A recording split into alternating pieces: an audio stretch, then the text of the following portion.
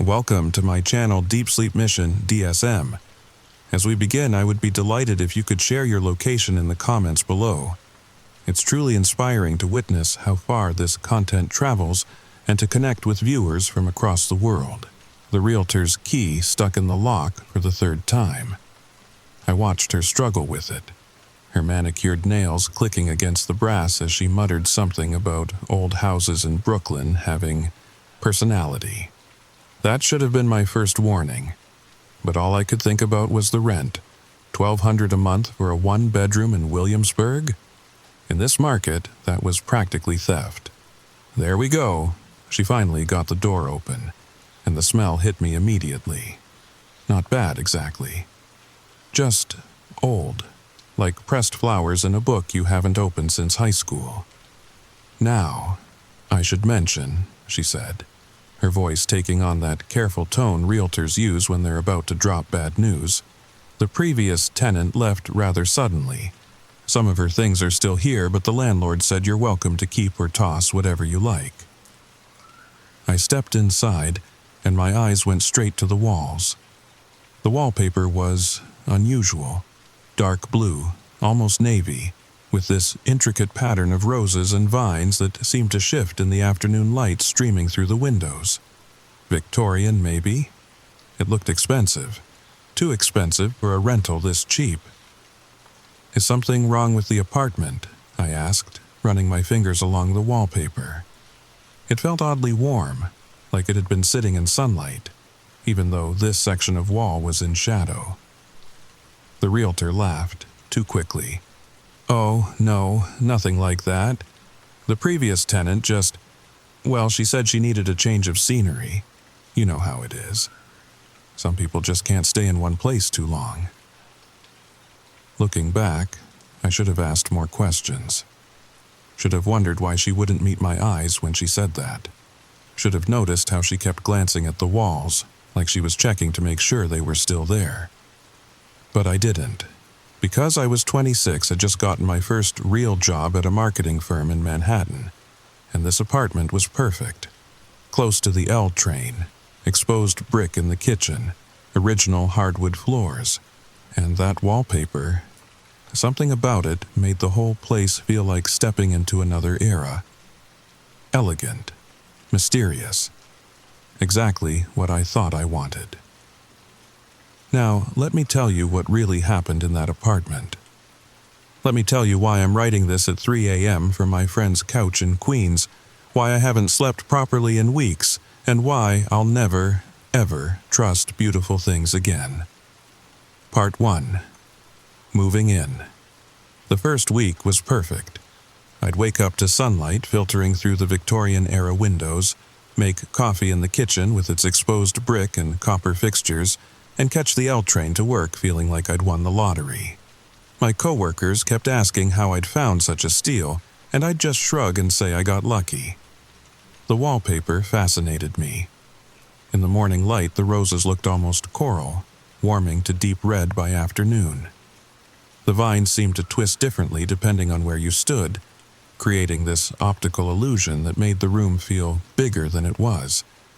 I'd find myself staring at it while I ate breakfast, tracing the patterns with my eyes, always discovering some new detail I'd missed before. It was on the 8th day that I first noticed something off. I'd come home late from drinks with coworkers, slightly buzzed on overpriced cocktails and the thrill of finally feeling like a real adult in New York. I flicked on the lights and froze. The pattern on the wallpaper looked different. Not dramatically, just shifted, like someone had taken the whole design and rotated it a few degrees to the left. I blinked hard, rubbed my eyes, looked again. No, it was the same. Of course it was the same. Wallpaper doesn't move. I was just tired, and maybe a little drunker than I'd thought. But I took a photo anyway, just to prove to myself in the morning that I was being ridiculous. The next day at work, I pulled up the photo during my lunch break. Compared it to one I'd taken the day I moved in. They were identical. Same roses, same vines, same everything. I laughed at myself, deleted the photos, and forgot about it. Until that night. This time, I was completely sober. I'd been working on a presentation for a client sitting at my desk by the window. When I stood up to stretch, I glanced at the wall across from me. The roses were different. I was sure of it. Where before they'd been in full bloom, now some looked tighter, like they were closing up for the night. I walked over slowly, my heart doing this weird flutter thing. Touched the wallpaper. Still warm, even though the radiator hadn't been on in hours. I stood there for maybe 5 minutes, just staring, waiting for my eyes to adjust, or my brain to catch up, or something to make sense. Then I had an idea. I grabbed a pencil and very lightly made a tiny mark next to one of the roses. Just a small dot, barely visible unless you knew where to look. If the wallpaper really was changing, which was insane, wallpaper doesn't change, then the mark would move too, or disappear, or something. I went to bed feeling clever, like I'd outsmarted my own paranoia. The next morning, the mark was gone. Not smudged, not faded. Gone, like I'd never made it at all. I searched for 20 minutes, checking every rose, every vine, every swirl in the pattern. Nothing. I even checked the pencil, definitely graphite on the tip. I tried making another mark, and it showed up fine, dark and clear against the dark blue background. That's when I started paying attention. Really paying attention. Part 2. The pattern emerges. They say humans are pattern-seeking creatures. We see faces in clouds, hear voices in white noise, find meaning where there is none. I told myself that's all this was. My brain trying to make sense of a complex design, creating differences where none existed. But I started documenting everything. Every morning before work, photo of the north wall. Every evening when I got home, photo of the south wall. Before bed, photos of east and west. I filled my phone with hundreds of images, each one time-stamped, each one supposedly identical to the last. Except they weren't. It took me 2 weeks of comparing photos to spot the first definitive change. A rose near the light switch that had been facing left was now facing right. Not dramatically, just a subtle turn, like a flower following the sun. But in a pattern that was supposed to be static, printed, dead, it was impossible. I started marking the changes in a notebook. Small things mostly. A vine that seemed to grow an extra curl. A leaf that appeared where I was certain none had been before. Roses that opened and closed like they were breathing. My coworker Ashley noticed I was distracted. "You okay, Emma?" she asked one day over lunch. "You seem, I don't know, jumpy." I almost told her, almost pulled out my phone and showed her the photos, the notebook, the evidence I'd been collecting. But how do you explain that your wallpaper is alive? That sounds insane. Hell, it was insane. "Just haven't been sleeping well," I said instead, which was true. I'd started waking up at odd hours, certain I'd heard something. A rustling, like paper being crumpled, or sometimes a sound like breathing that wasn't quite my own. That night, I tried an experiment. I set up my laptop to record the wall while I slept. Just a simple time-lapse, nothing fancy. If the wallpaper was changing, I'd catch it in the act. I woke up at 3:17 a.m. to my laptop battery dead and the room unusually warm. The wallpaper felt hot to the touch, like it had a fever. I plugged in my laptop, waited for it to boot up, my hands shaking slightly. The video file was corrupted. Not just corrupted, destroyed. Like something had reached into my computer and shredded the data from the inside out. I tried recovery software, tried everything I could think of. Nothing worked. But I noticed something else that night. Something that made my blood run cold despite the warmth of the room. The roses weren't random anymore. They'd formed a pattern within the pattern, a shape. From my bed, if I let my eyes unfocus just right, I could see it. A face. It was subtle, the kind of thing you might miss if you weren't looking for it. But once I saw it, I couldn't unsee it. A woman's face, made of roses and vines, staring at me from the wall. Her eyes were two dark blooms, her mouth a curved stem, and she was smiling. I didn't sleep the rest of the night, just sat there watching her watch me, wondering if I was losing my mind. When the sun came up, the face dissolved back into random pattern, but I knew it would be back, knew she would be back. Because here's the thing about patterns. Once they know you're watching, they start watching back. Part 3. She speaks. I need you to understand something. I'm a rational person. I work in marketing. I deal with data, analytics, measurable results. I don't believe in ghosts or spirits or things that go bump in the night. But I believe in what I can see, what I can document, what I can prove. And what I was seeing was impossible. The face appeared every night now. Always after midnight, always when I was alone. I'd tried having friends over, but the pattern stayed dormant when other people were around. Like it was shy, or careful. I named her Rose. I don't know why. Maybe because I needed to make her less frightening, more human. Maybe because talking to a face in the wallpaper felt less crazy than talking to myself. What do you want? I'd whisper in the dark. She never answered, just smiled that vine-curved smile and watched me with her flower eyes. I stopped sleeping in the bedroom. Started crashing on the couch, telling myself it was because the living room was cooler. But even from there, I could feel her presence. The apartment had changed. The air felt thicker, older. Sometimes I'd catch movement in my peripheral vision, a shadow that shouldn't be there, a flutter like fabric in a breeze that didn't exist. That's when I found the diary. It was wedged behind the radiator in the bedroom. I'd been looking for my phone charger, which had somehow fallen behind there, when my fingers brushed leather. A small book, water-damaged and swollen with age. The first page had a name, Lily Chen. The previous tenant? Someone before her? The dates were from 2 years ago. The first entries were normal.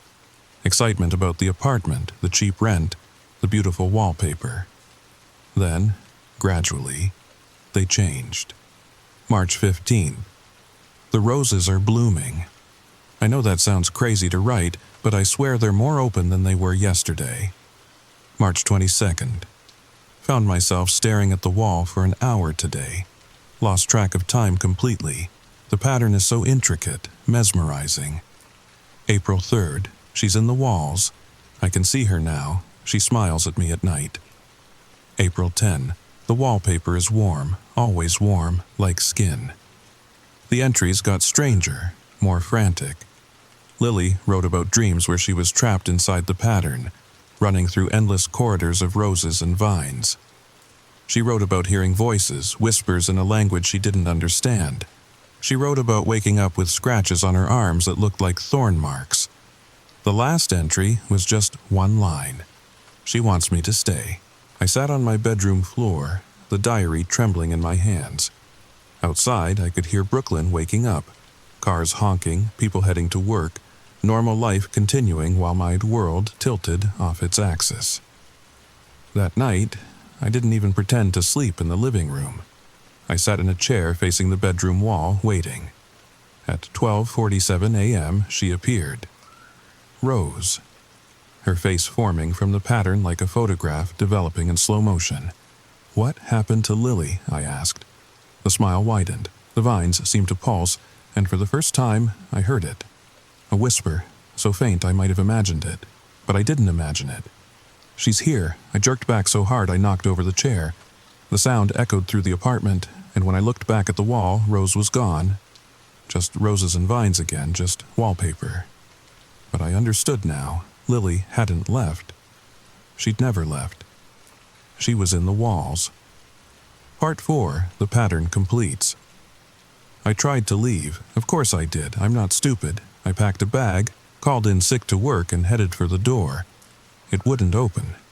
The lock turned fine. The deadbolt slid back. But the door itself wouldn't budge. like it was painted shut or swollen with humidity or held. I pulled until my hands were raw, threw my whole weight against it. Nothing. The super didn't answer his phone. My friend's texts wouldn't go through. Even 911 just rang and rang, like the signal couldn't quite make it out of the apartment. I was trapped. That's when the wallpaper started to peel. Just a corner at first, near the ceiling. I noticed it that evening as the sun was setting, painting the room in shades of amber and rust. A small section had curled away from the wall, revealing something underneath. I got a chair, climbed up to look closer. Behind the wallpaper was more wallpaper. Older, yellowed with age. A different pattern, geometric, Art Deco maybe. And behind that, when I peeled it back, another layer. Floral, but different from the roses. Carnations, maybe, or peonies. I kept peeling.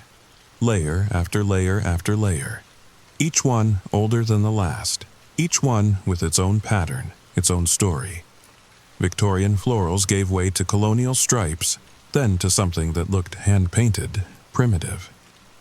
How many years of wallpaper were on these walls? How many people had covered up what came before, thinking they could make it their own? My fingers were bleeding by the time I reached what I thought was the bottom layer, the original wall. But it wasn't plaster or brick, it was skin. Smooth, warm human skin, with a pulse. A heartbeat that matched my own racing rhythm. I stumbled back, fell off the chair. The wallpaper I'd peeled away was already growing back, layers reforming like healing tissue. Within minutes, it was like I'd never touched it at all. Just roses and vines, perfect and pristine. That night, Rose didn't wait until midnight. She appeared at sunset, clearer than ever before. Not just a face now, but shoulders, arms, hands pressed against the inside of the wall like she was trapped behind glass. Her mouth moved, and this time I could understand the words. "You found me. What are you?" My voice was barely a whisper. "I'm the pattern. I'm every pattern. Every woman who ever lived here, who ever stared too long, who ever fell in love with beautiful things that hide ugly truths." The roses began to move. Not subtly now, but obviously, urgently. Vines uncurling, flowers blooming and dying and blooming again and fast forward. The whole wall rippled like water. Lily saw me. Charlotte before her. Mary before her. Back and back and back. They're all here now. All part of the pattern. I could see them. Faces in the flowers. Bodies in the vines. Dozens of women, maybe hundreds, woven into the wallpaper like threads in a tapestry. Each one had lived here. Each one had noticed the changes. Each one had peeled back the layers to find the truth underneath. Each one had become part of the pattern. "You've been watching me," Rose said, her smile sad and knowing. "But I've been watching you longer, waiting. The pattern is almost complete." "I won't," I said. "I won't become part of it. You already are." I looked down at my hands. The thorn scratches from peeling the wallpaper had formed a pattern of their own. Roses and vines, etched in blood and scabs across my skin. As I watched, they seemed to deepen, to spread, up my arms, across my chest, blooming like a garden of wounds. "The wallpaper doesn't change," Rose whispered. "You do, you change to match it, to complete it, to become it." I ran to the bathroom, turned on all the lights. In the mirror, I could see it happening. The scratches were spreading, but they weren't wounds anymore. They were becoming something else, a design, a pattern. My skin was taking on the deep blue of the wallpaper, roses blooming across my cheeks, vines twisting around my throat.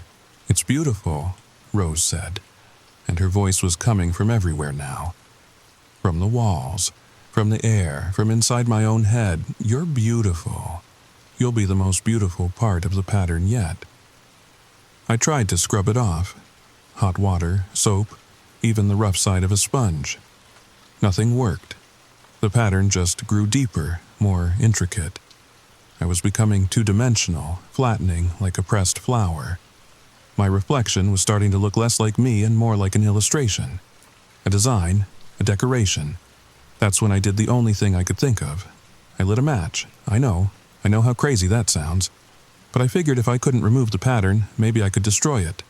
The wallpaper was old, probably flammable. If it burned, maybe I'd be free. Maybe we'd all be free. The match fell onto a pile of the wallpaper I'd peeled away. It caught instantly, flames racing up the walls faster than should have been possible. The roses writhed in the heat. The vines twisted and blackened. I heard screaming, not just Rose, but dozens of voices, hundreds. All the women who'd become part of the pattern crying out as they burned. "I'm sorry, God, I'm so sorry, but it was the only way." The door burst open, just like that, like it had never been stuck at all. I ran, my skin still burning with the pattern, smoke filling my lungs. Behind me, I could hear the building's fire alarm, residents streaming out onto the street. But I didn't stop. Couldn't stop. Not until I was blocks away, gasping in the cool Brooklyn night. When I finally looked back, I could see the glow. My apartment window lit up like a furnace. The fire department was already there, hoses spraying, but I knew it was too late. The pattern was burning. The women were burning. I was burning. I looked down at my arms. The roses were fading, the vines retreating. Whatever hold the wallpaper had on me was weakening with each piece that turned to ash. But I could still feel them there, under my skin. Waiting. Because here's the thing about patterns, they don't really die. They just wait to be repeated. It's been 3 weeks now. The apartment is gone, just a blackened shell. The investigators ruled it an electrical fire. No one was hurt, they said. No one was even home. But I know better. I know about the women in the walls, finally free. I know about Rose, about Lily, about all of them.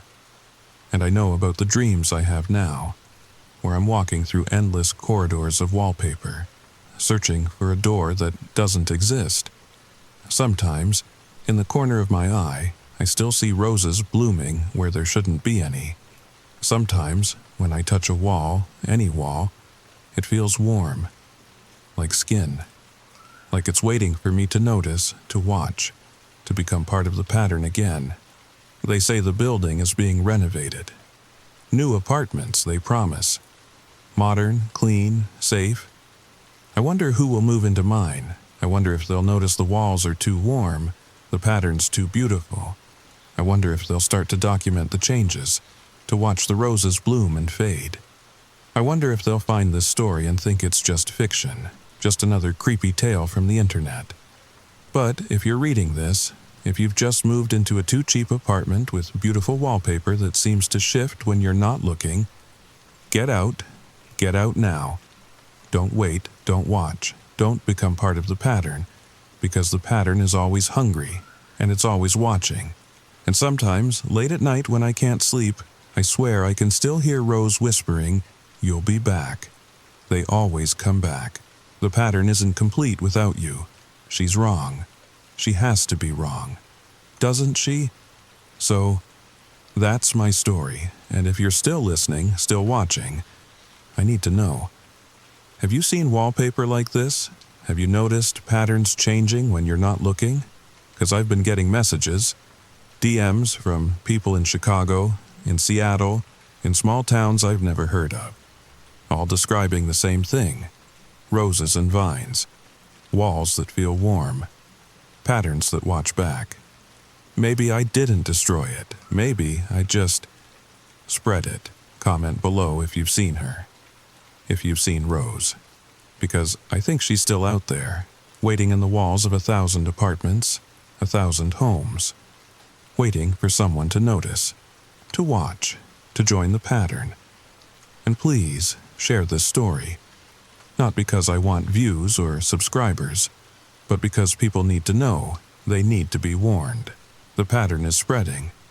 and the only way to stop it is to shine a light on it, to make sure no one else falls into its trap. Sweet dreams. If you can still sleep after this, I know I can't, not anymore. Story number 2. The headlights first appeared in my rearview mirror at mile marker 237. They were too bright, too white, like someone had installed those illegal LED bulbs that burn straight through your retinas. But it wasn't just the brightness that made my hands tighten on the steering wheel. It was the way they never got closer, or further away, just there, hanging in the darkness behind me like a pair of unblinking eyes. I'm getting ahead of myself. Let me start from the beginning, because if you're listening to this right now, tucked safe in your bed, you need to understand something. What happened to me on Interstate 80 last Tuesday night, it could happen to you, and once that truck finds you, once it decides you're the one, well, let's just say I haven't slept in 3 days.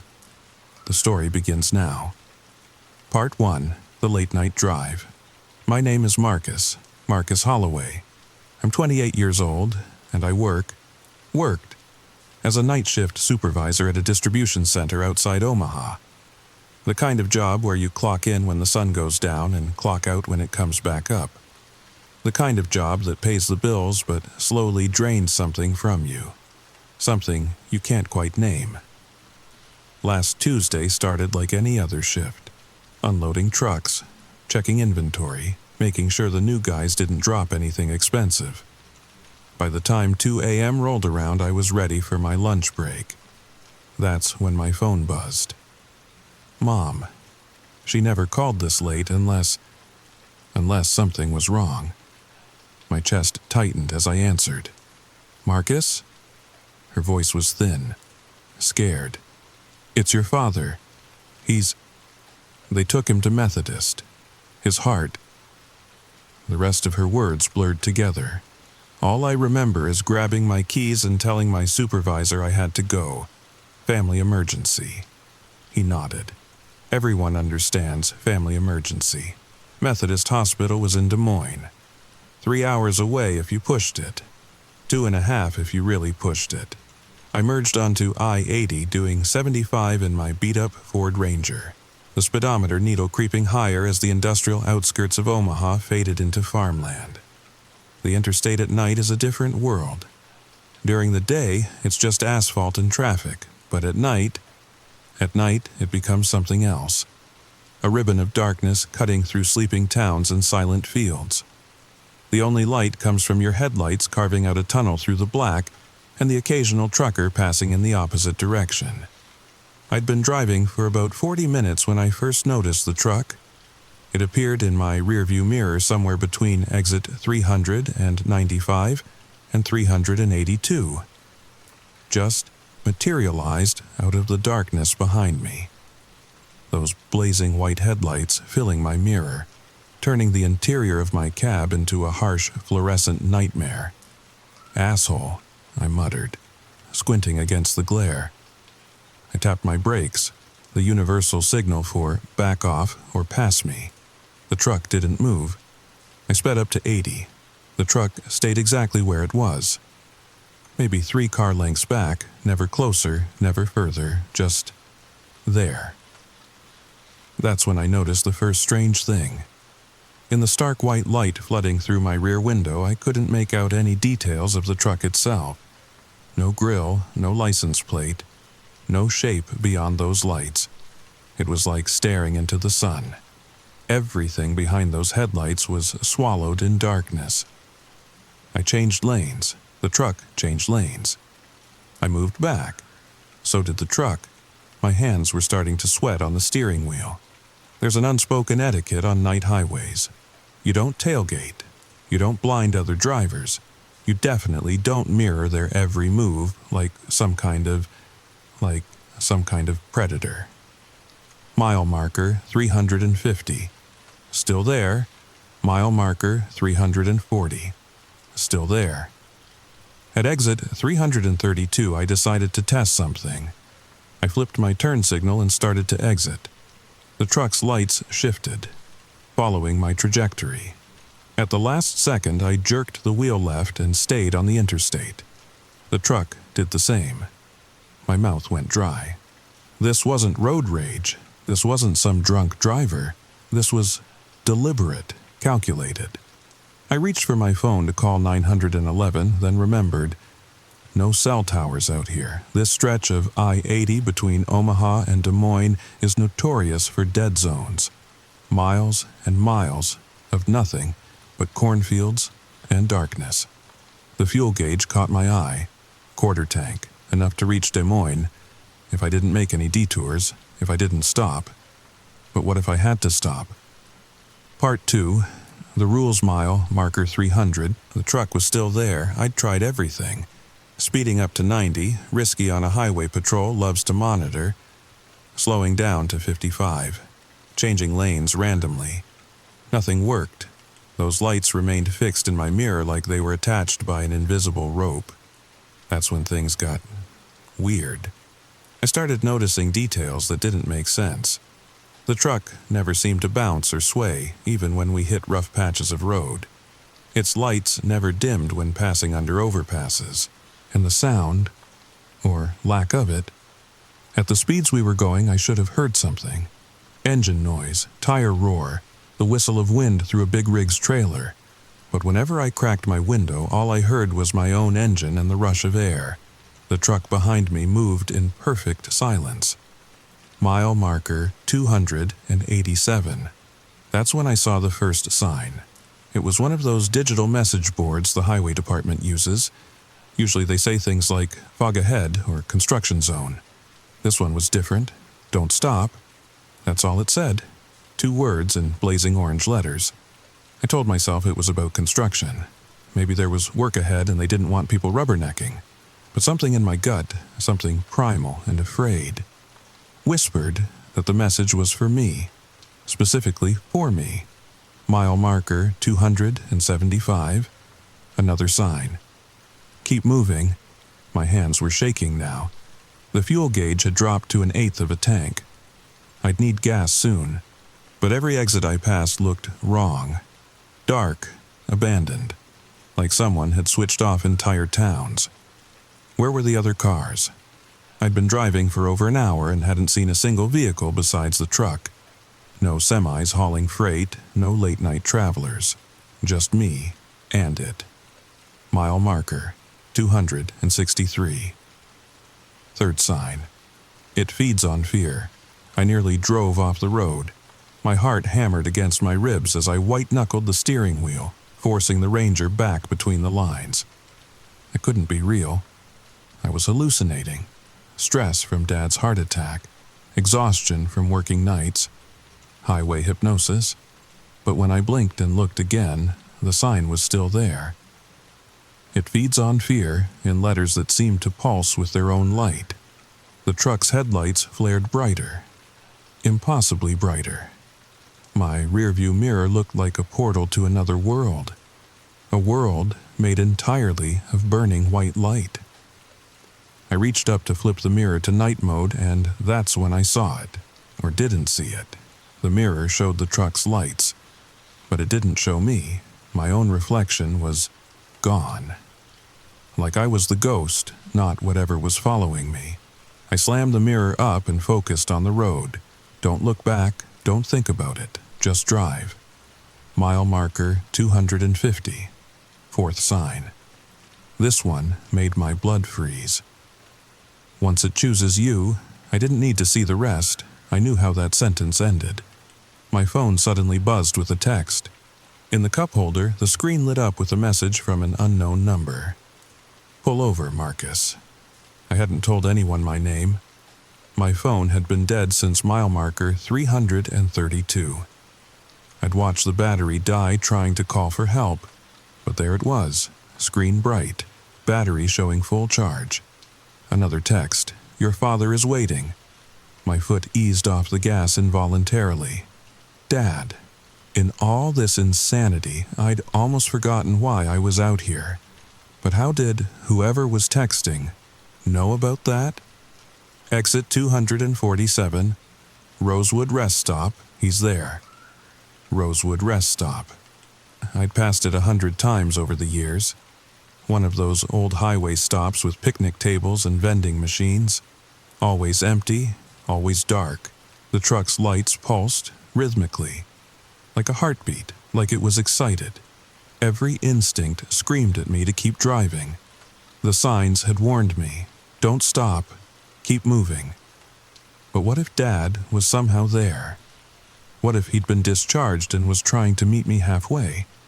It didn't make sense, but nothing about this night made sense. Exit 247 appeared in my headlights. The off-ramp curved into darkness, leading to a cluster of buildings I could barely make out. The rest stop. I had 3 seconds to decide, 2 seconds, 1. I stayed on the interstate. The truck's lights flared with what I can only describe as anger. They burned so bright that my entire cab turned white, and for a moment, just a moment, I could see the truck in my side mirror. It wasn't a truck. I don't know how to describe what I saw. My brain tried to process it as a vehicle because that's what made sense. 4 wheels, metal, glass. But the angles were wrong. The proportions were impossible. It was like looking at one of those AI-generated images where everything seems normal until you really look, and then you realize you're staring at something that shouldn't exist. The lights dimmed back to their regular blazing intensity. My phone buzzed again. You'll wish you'd stopped. Part 3, the hunt mile marker, 225. Something had changed. The truck wasn't just following anymore, it was hunting. I could feel the difference in my bones. Before, it had been content to maintain that perfect 3-car distance. Now, it was testing, probing. It would surge forward, just a few feet, then fall back. Each time it moved, my heart would skip. Each time it retreated, I'd breathe again. It was playing with me, learning my reactions. The fuel light came on with a soft ping. 30 miles of gas left, maybe 40 if I was lucky. Des Moines was still 60 miles away. I wasn't going to make it. That's when I remembered the jerry can in the truck bed. 5 gallons of emergency fuel I always kept for long trips. If I could just pull over for 30 seconds, grab it, pour it in. No, the signs had been clear, don't stop. But what choice did I have? Mile marker 212. The truck made its first real move. It swung into the left lane and pulled alongside me. For 10 seconds, 20, 30, we drove side by side at 75 miles per hour. I kept my eyes locked on the road ahead, but in my peripheral vision, I could see that blazing white light. Could feel it, studying me. My phone rang. Unknown number. I didn't want to answer. Every fiber of my being said, don't answer. But my hand moved on its own, swiping to accept the call and putting it on speaker. Static. Then, breathing. Slow. Wet. Like something with too many lungs trying to use them all at once. Marcus. The voice was wrong. It was trying to sound human but failing in ways that made my skin crawl, like an AI trained on screams instead of speech. Why won't you stop? I ended the call and threw the phone into the passenger seat. The truck fell back behind me again. 3 car lengths, waiting, mile marker 200. That's when I saw the other vehicles. They were on the shoulder, every few miles another one. Cars, trucks, a minivan with those stick figure family stickers on the back window. All empty. All with their driver's doors hanging open like mouths frozen in silent screams. Some looked recent. Paint still shiny, hazard lights still blinking weakly in the darkness. Others were older, rusted, overgrown with roadside weeds.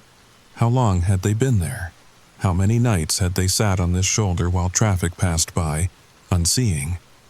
Or was I only seeing them because the truck wanted me to? Mile marker 188. The gas gauge needle touched E. I had maybe 10 miles left, 15 at most. The next exit showed a gas station icon, Pilot Travel Center. But I already knew what I'd find. Dark pumps, empty store, maybe another abandoned car or two. The truck knew it too. I could feel its anticipation. It had been patient, it had followed the rules of the hunt, but soon, very soon, I'd have to stop. That's when I noticed the mile markers were wrong. I'd been watching them obsessively, counting down the distance to Des Moines. But we'd just passed marker 188, and now I was passing marker 194. We were going backwards. The speedometer still showed 75. The landscape was still rolling by, but somehow, impossibly, we were moving away from Des Moines, back toward Omaha, back toward mile marker 200. Again, the same abandoned minivan sat on the shoulder, the same stick-figure family, Dad, Mom, 3 kids and a dog. But this time, I noticed something else. The figures weren't stickers. They were scratches, claw marks, like something had tried to tear its way out from inside. My phone rang again. This time, I recognized the number. Mom. "Marcus, where are you? The hospital called. They said you never showed up." "Mom." My voice cracked. "I'm trying. I'm on 80, but something's wrong. There's this truck." "What truck, honey?" "Marcus, are you okay? You sound—" The line went dead. When I looked at the phone, the screen was black. Dead. Like it had been since mile marker 332, mile marker 206. We were definitely going backwards now. The truck's lights pulsed faster, excited. It knew I'd figured out the rules of its game. You could drive forever on this stretch of highway. You could burn through an infinite tank of gas, but you'd never reach your destination, not until you stopped. Mile marker 215. The fuel gauge needle was below E now, in that red zone that meant any second. The engine coughed. No, no, no. I pumped the gas pedal, but it was over. The Ranger's engine sputtered once more, then died. Momentum carried me another 100 yards as I wrestled the now heavy steering wheel toward the shoulder. The truck's lights filled my mirror. Waiting. My wheels hit gravel. 50 miles per hour.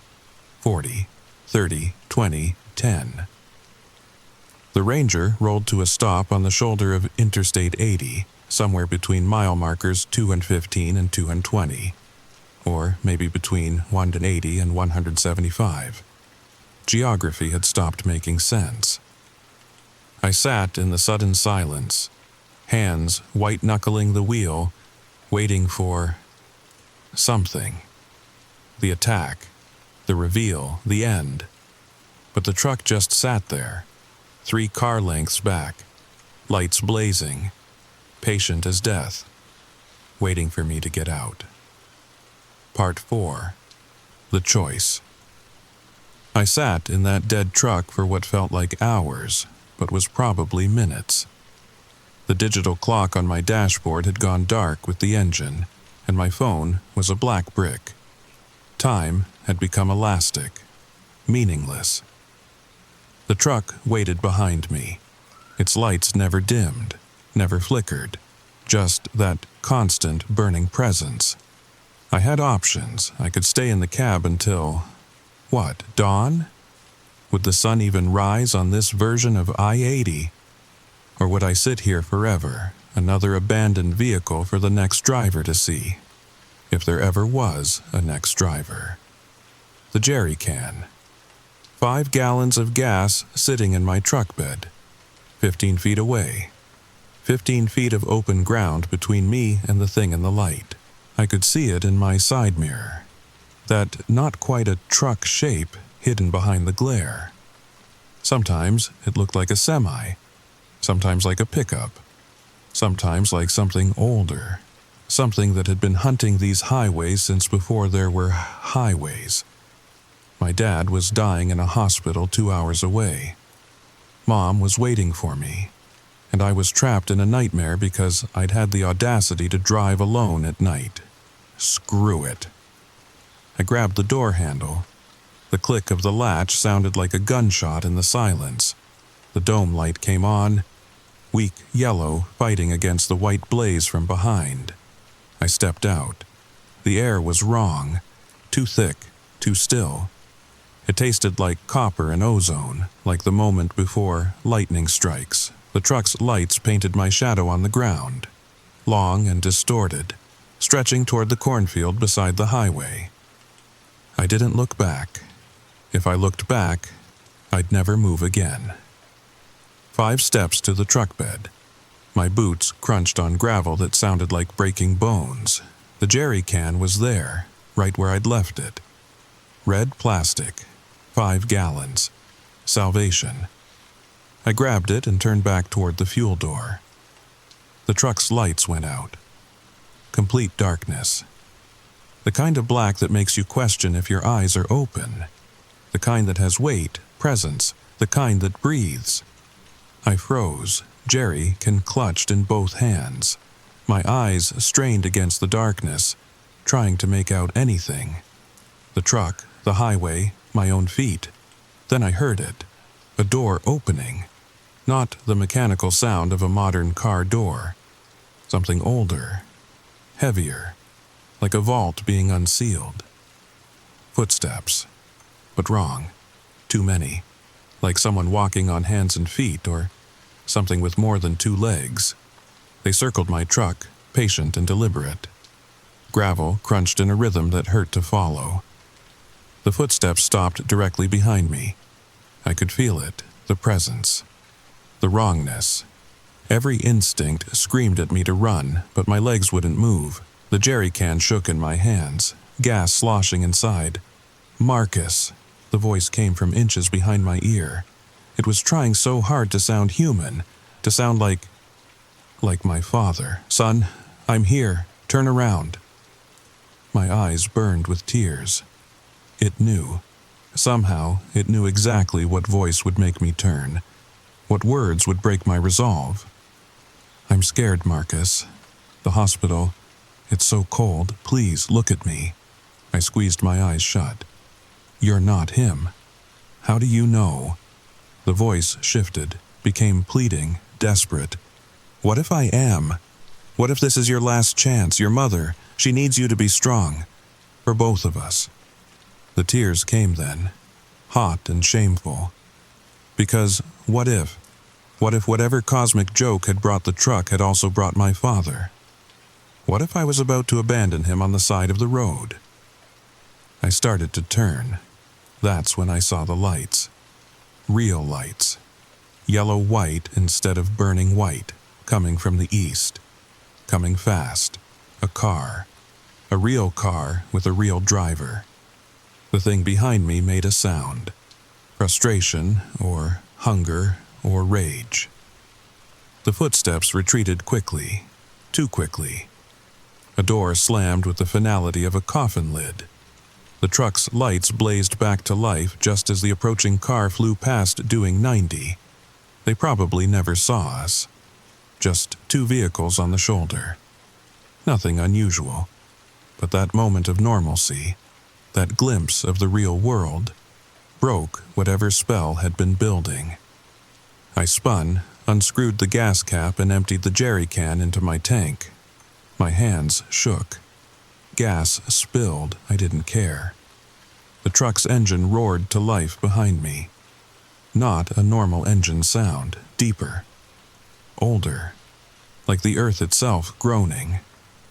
I threw the empty can aside and dove for my door. The truck was moving, pulling out onto the highway. Coming around. Hunting. My engine turned over on the first try. Thank God for Ford reliability. I floored it, tires spinning on gravel, fishtailing onto the asphalt just as those burning lights swung toward me. The chase was different now. Desperate. The truck had been patient before, content to follow the rules of whatever game we were playing. But I'd changed something. I'd almost looked back, almost given in. Now it was angry. The speedometer hit 60, 70, 80. The truck matched me perfectly, but now it was closing the distance. 2 car lengths. 1. Its lights filled my cab. The heat. I could feel the heat through the rear window. Paint was probably blistering. Plastic melting. 90 miles per hour. The Ranger shook like it was coming apart. The truck was inches from my bumper now. One tap. That's all it would take. One tap at this speed and I'd roll until there was nothing left but metal and meat. Mile marker. I couldn't read it. The numbers kept changing. 175, 220, 86, 999. That's when I saw the sign. Not a highway department sign. Something older, wood and peeling paint. How was I reading it at 90 miles per hour? How was it even there? Last Chance Bridge, 1 mile. I'd driven this stretch of I-80 1,000 times. There was no Last Chance Bridge, but there it was, rising from the darkness ahead, an old covered bridge, the kind they used to build before cars, before highways, wood and shadow spanning the interstate like it had always been there. The truck's engine screamed. It surged forward, and I felt the impact. Just a touch. Just enough to make my rear end slide. The bridge mouth yawned ahead. Darkness inside darkness. I had 1 second to decide. Take the bridge that shouldn't exist, or let the truck finish what it started. I held the wheel straight and prayed to whoever might be listening. The Ranger shot into the covered bridge at 91 miles per hour. The world exploded into sound, wood screaming, echoes bouncing off walls that were too close, too wrong. The truck's lights vanished like someone had thrown a switch. For 3 seconds I drove through absolute darkness. Then, daylight, morning sun. Interstate 80 stretched ahead, busy with commuter traffic. A sign cheerfully informed me I was 5 miles from Des Moines. My phone buzzed. 7 missed calls from Mom. I pulled over at the next exit, hands shaking too hard to drive. Called Mom back. Dad was stable. Emergency surgery had gone well. He was asking for me. I made it to the hospital 20 minutes later. Hugged them both. Told them about car trouble, nothing more. What else could I say? But here's the thing that keeps me awake at night. When I got back to my truck in the hospital parking garage, I walked around it, checking, looking for evidence that it had all been real. The paint on my tailgate was bubbled and cracked, like something very hot had been very close for very long. And on my rear bumper, pressed into the plastic like a brand, was a single word: soon. I still work nights, still drive that stretch of I-80, but never alone, never after midnight. And I always keep my tank full, because somewhere out there, on a highway that exists between here and nowhere, a truck that isn't quite a truck is waiting, following, hunting. And one night, one dark, empty night when I'm alone and running on fumes, I know I'll see those lights in my mirror again. The phantom truck doesn't forget, it doesn't forgive, and it never, ever stops following you home. So let me ask you something, and be honest. Have you checked your rearview mirror lately? Really checked? Because if you're listening to this alone, if it's dark outside, if you've been driving for a while, maybe you should look again. Maybe you'll see nothing but empty road. Or maybe, just maybe, you'll see lights that are a little too bright, a little too white, a little too steady, following, waiting, choosing.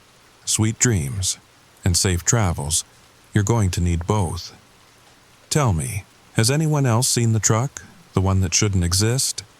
Leave a comment below. Share your story, because I know I'm not the only one. I can't be the only one.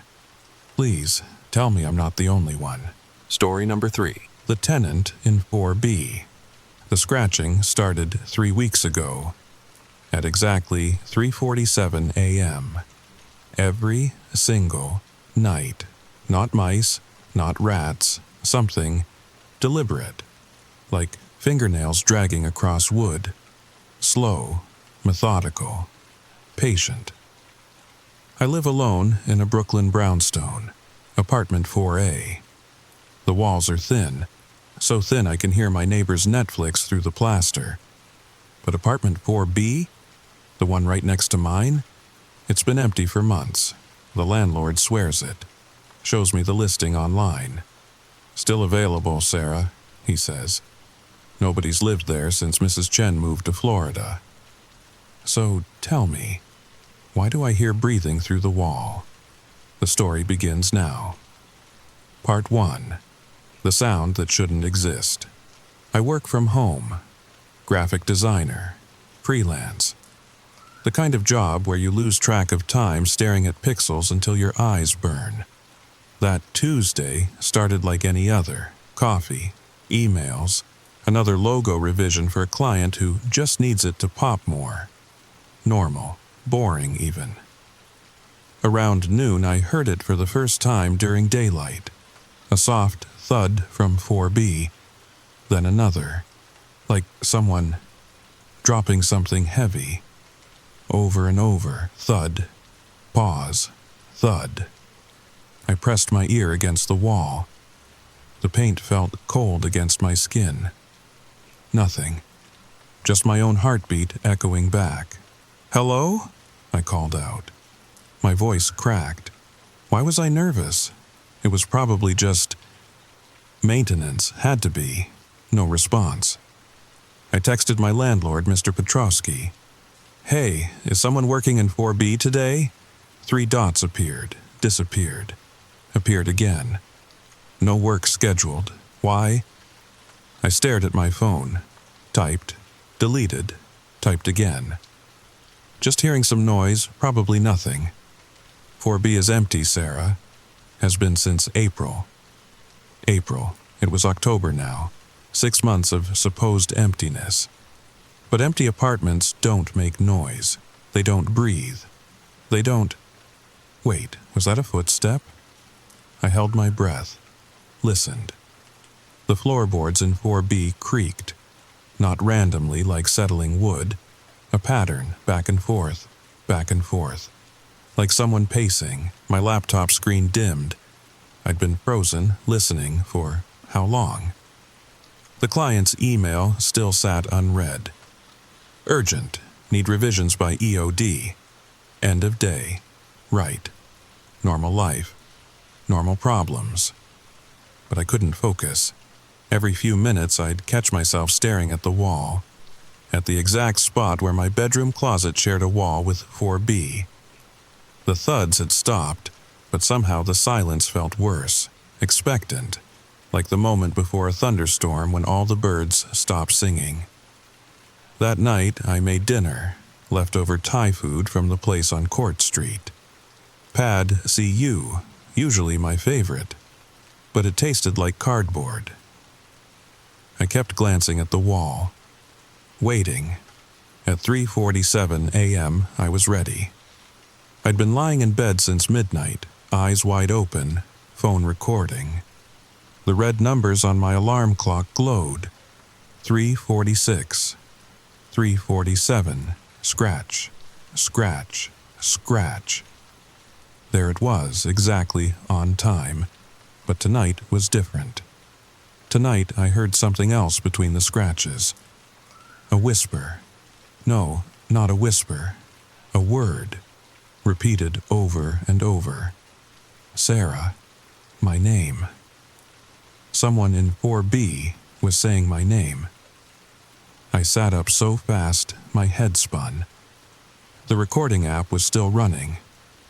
Good, evidence, proof I wasn't losing my mind. Scratch, scratch. Sarah. Louder now, clearer. A woman's voice, elderly, raspy, familiar? Wait, Mrs. Chen, the previous tenant. But she'd moved to Florida. Petrowski had shown me the forwarding address himself. Boca Raton, a nice retirement community. She'd sent him a postcard. Sarah, please. I grabbed my phone, hands shaking, pulled up Petrowski's number. But what would I say? Hey, I think your old tenant is haunting the empty apartment." He'd think I was insane. Maybe I was. The scratching stopped. The whispers faded. I sat there in the dark, heart hammering until dawn leaked through my blinds. Gray light. Safe light. Rational light. I played back the recording, static, just static, and my own breathing, fast, panicked, but no scratches, no whispers, no evidence at all. Part 2. The key that shouldn't work. 3 days passed. 3 nights of scratching. 3 nights of whispers. 3 mornings of static recordings. I stopped sleeping. Started living on coffee and energy drinks. My client fired me. Missed deadline. Didn't care. How could I care about logo design when something impossible was happening 6 inches from my head? Thursday afternoon. I was staring at the wall again when I heard it. A key in a lock. The front door of 4B opening. Finally, someone real. Someone I could confront. I rushed to my peephole. Pressed my eye against it. The hallway was empty, but 4B's door was open. Wide open. Darkness inside. No lights, no movement. "Hello?" I called through my door. "Is someone there?" Nothing. I should have stayed inside. Should have called Petrosky. Should have done anything except what I did next. I opened my door. The hallway smelled wrong. Not bad exactly, just old. Like opening a book that's been closed for decades. Musty, forgotten. 4B's door waited, patient, inviting. I took a step, another, my bare feet silent on the worn carpet. At the threshold I paused, peered inside. Empty. Completely empty. No furniture, no boxes, no explanation for the sounds. Just bare walls and afternoon sunlight streaming through dusty windows. "Mrs. Chen?" The name escaped before I could stop it. The door slammed shut, hard. The sound echoed through the hallway like a gunshot. I jumped back, heart racing. Tried the handle. Locked. But here's the thing. Here's the detail that made my skin crawl. On the floor, right where I'd been standing, was a key. Old, brass, the kind they don't make anymore. I picked it up. It was warm, too warm, like someone had been holding it. Back in my apartment, I sat at my kitchen table. Turned the key over and over. It had a number stamped on it. 4B. A key to the empty apartment. Left for me. But why? And by who? That night, I didn't wait for 3:47. At midnight, I stood at my door, key in hand, listening. The building was quiet. Even the couple in 4C, who usually watched TV until 2 a.m., had gone to bed. I stepped into the hallway. The key felt heavier now. Significant. A decision. At 4B's door, I hesitated. This was insane. Breaking and entering. Trespassing. But was it really breaking in if I had a key? If someone had given me a key? It slid into the lock, turned smoothly, like it had been waiting. The door opened. The apartment wasn't empty anymore. Furniture filled the space. Old furniture. Floral couch. Doilies on every surface. The smell of lavender and something else. Something medical. Sharp, antiseptic. Photos covered the walls. Black and white. Sepia. Decades of memories. And in every single one, Mrs. Chen. Younger, smiling, living. "You came." I spun around. The voice was behind me. But no one was there. Just shadows and dust motes dancing in the moonlight. "I've been trying to tell you. Sarah." There, by the window, a shape, translucent, wavering, like heat shimmer on hot asphalt. Mrs. Chen. But not the Mrs. Chen who'd baked me cookies when I first moved in.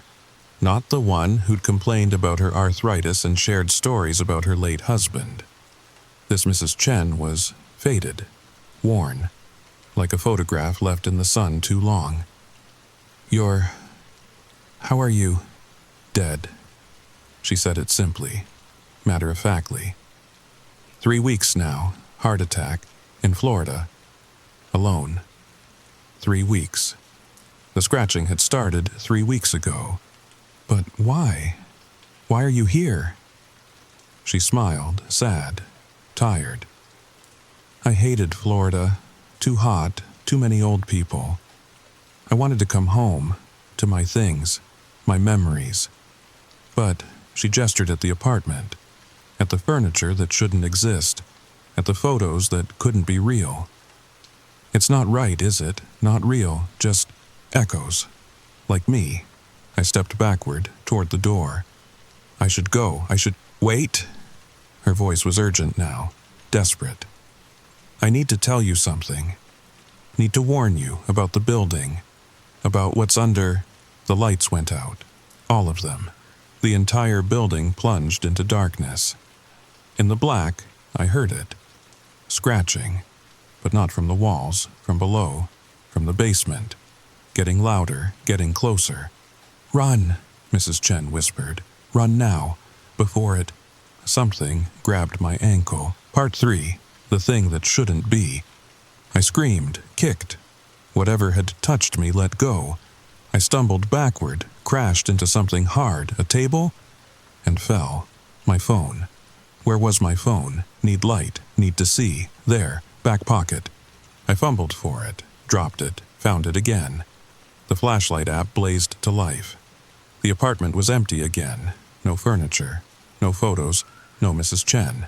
Just me, sprawled on the dusty floor, shining my phone around like a weapon.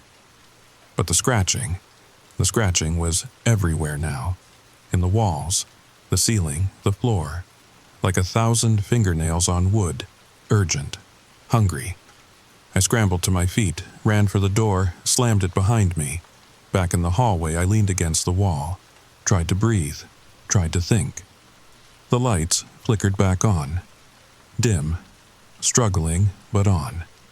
Other doors were opening now. Mr. Ramirez from 4C stuck his head out. You okay? Heard screaming. The power... Yeah, whole building went out for a second. Happens sometimes, old wiring. He squinted at me. You sure you're okay? You look fine. I'm fine, just startled. He nodded, disappeared back inside. But I wasn't fine. My ankle throbbed where something had grabbed it. I looked down, 5 perfect bruises, shaped like fingers. Back in my apartment, I locked the door, put a chair against it. Stupid, useless, but it made me feel better. I needed answers, needed to understand. Mrs. Chen had tried to warn me about the building, about what was under the basement. Every New York apartment building has one. Storage units, laundry machines, furnace, normal basement things. I'd been down there exactly once when I'd moved in. Petrovsky had showed me my storage cage. 4A, right next to 4B. 4B, Mrs. Chen's storage unit. It was 2 a.m. The scratching had stopped. The building was quiet again. Normal quiet. But I couldn't sleep. Couldn't stop thinking about her words. The warning she'd tried to give. I got dressed, jeans, sneakers, grabbed my phone and the brass key. Maybe it would work on the storage unit too. Maybe there were answers down there. The elevator was broken, had been for months. I took the stairs, 4 flights down, past the lobby, down to the basement. The door was heavy. Metal. It groaned when I pushed it open. The basement stretched out before me. Fluorescent lights buzzed overhead. Half of them were dead. The others flickered, creating pools of light and shadow. I'd forgotten how big it was, how it seemed to go on forever. Rows and rows of chain-link storage cages, most empty. Some filled with the detritus of people's lives. Boxes, furniture, things too important to throw away, but not important enough to keep close. My footsteps echoed, too loud. I tried to walk softer, quieter, like I was sneaking. But sneaking from what? Storage Unit 4B was at the far end. Of course it was. Past all the shadows, all the dark corners, all the places where things could hide. The brass key worked. The padlock clicked open. Inside was wrong. Not boxes, not furniture, not normal storage things, newspaper clippings, hundreds of them, covering the walls, the floor, yellowed with age, and every single one was about the building, my building. 1952, 3 residents vanish without a trace. 1967, mass hysteria, as tenants report hearing voices. 1981, city investigates strange disappearances. 1995, building sealed after discovery in basement. 2003, new owner renovates despite dark history. The dates went back further. 1934, 1921, 1909. Always the same story. People vanishing, people hearing things, people going mad. And at the center of it all, a map, hand-drawn, of the basement, but not the basement I was standing in. This showed more. Tunnels, rooms, spaces that shouldn't exist. NX marked a spot. Right where I was standing. No, not where I was standing. Below where I was standing. The floor was concrete, solid, but in the corner, partially hidden by newspapers, was a handle. Metal, rusted, attached to what looked like a trapdoor. My phone buzzed. Text from unknown number. I almost dropped it. Don't open it. Another text. Please. Another. It's not supposed to be found. I looked around. No one there. Just me and the newspapers and the impossible trapdoor. Another text. Mrs. Chen tried to warn others. They didn't listen. They're still down there. My hands were shaking, but I had to know, had to understand. I grabbed the handle, pulled. It was heavy. So heavy. But it moved, inch by inch, revealing darkness below and a smell. God, the smell. Like metal and mold and something else. Something organic. Something wrong. A ladder led down, wooden rungs, old, some broken, some missing. I shined my phone down. Couldn't see the bottom, just black. Endless black. Another text. Don't. But I was already climbing down. Part 4. The truth that shouldn't be known. The ladder went down forever. Or felt like it. 20 rungs, 30. My phone flashlight only showed a few feet below. The rest was darkness. Waiting. My foot hit solid ground. Dirt, not concrete. I was below the basement. Below the foundation. Somewhere that shouldn't exist. The space opened up around me. My light caught glimpses. Stone walls. Carved symbols. Old, older than the building. Older than the city. And bones. So many bones. But something else caught my eye first. Scratches. On every surface, the walls, the ceiling, even the bones themselves. Thousands of scratches, millions, like the ones I'd been hearing. But these were old. Decades of desperate fingernails leaving their mark. Words. They were words. Names, dates, please. Help me. Carved over and over, Martha Williams, 1952. They won't stop feeding it. Don't let it take you. James Chen, 1998, Chen. Mrs. Chen's husband? My phone light flickered across more messages. More names. The missing tenants, they'd all been down here. They'd all tried to leave warnings. I traced one with my finger. The groove was deep. How long had someone scratched at this stone to leave these words? How desperate were they? A drop of something wet hit my hand. I looked up. The ceiling was weeping? No, not water, something thicker, darker. I didn't want to know what it was. The smell was getting stronger. That metal mold wrong smell. But now I recognized part of it.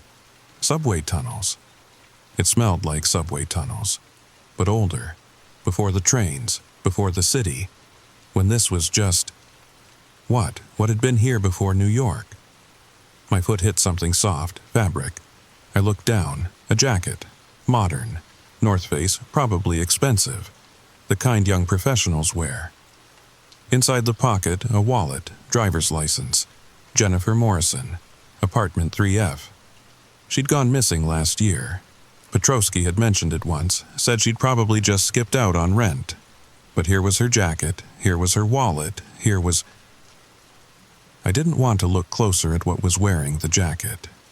The bones were arranged, deliberate, patterns, circles within circles, like a diagram, like instructions. But instructions for what? I stepped closer. My foot crunched on something. A pair of glasses, thick frames. The kind hipsters wear ironically. One lens was cracked, spider-webbed, like my phone screen would be soon. The pattern of bones led inward, a spiral, drawing the eye to the center, drawing everything to the center. And at the center, I can't describe what was at the center. My mind won't let me. It's like trying to remember a dream. The details slip away. But I remember the feeling, the wrongness, the sense that I was looking at something that human eyes weren't meant to see. Wait, no, I need to try. You need to understand. It was organic, but not alive, not dead either.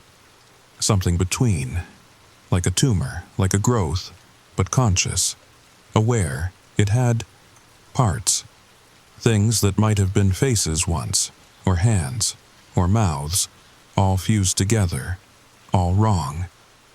And it was old, so old, older than the symbols, older than comprehension, like it had always been here, waiting, growing, fed by the bones, the missing people. They weren't just victims, they were nutrients, food. Each disappearance had made it larger, stronger, more real. It was moving, slowly. Breathing? No. Not breathing, pulsing. Like a heart. Like it was alive. The bones around it were offerings, victims. Some still had scraps of clothing, modern clothing. A Knicks jersey, a Yankees cap. These weren't ancient sacrifices, these were recent. These were the missing tenants, all of them. Decades of disappearances. They were here, they'd never left. My phone screen cracked. Just spider-webbed, still working.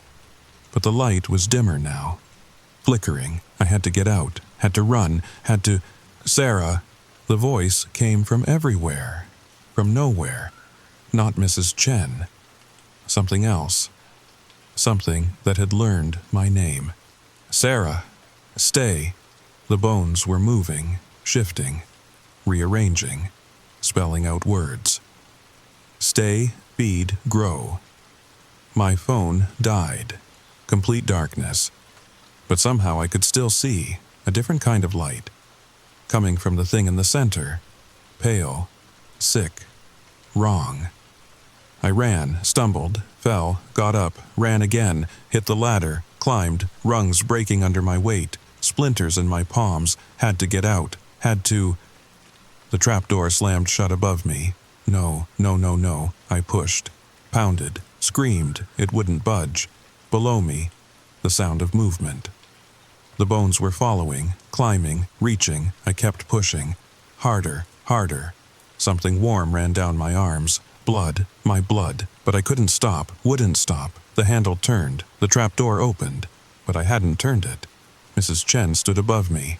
Translucent. Fading, but there. Hurry, she whispered. It can't hold you if you don't let it. I scrambled up, out, slammed the trapdoor, ran. Through the basement. Up the stairs. 4 flights. Lungs burning. Legs screaming. Into my apartment, lock the door. Push furniture against it. All of it, everything I owned. It was 5:47 a.m. Dawn was coming. I was alive, I was safe, My phone buzzed. It was shattered, dead. But it buzzed, a text. from Mrs. Chen's old number. You can't stay here, none of us could. It won't let you go, not now, not after you've seen. Another text. I'm sorry, I tried to warn you, tried to keep you away, but it's too late now. You belong to the building now, like me, like all of us. You can run, but you'll come back. We always come back. Welcome to 4B, Sarah. I looked at my wall, the wall I shared with 4B. It was bleeding, no.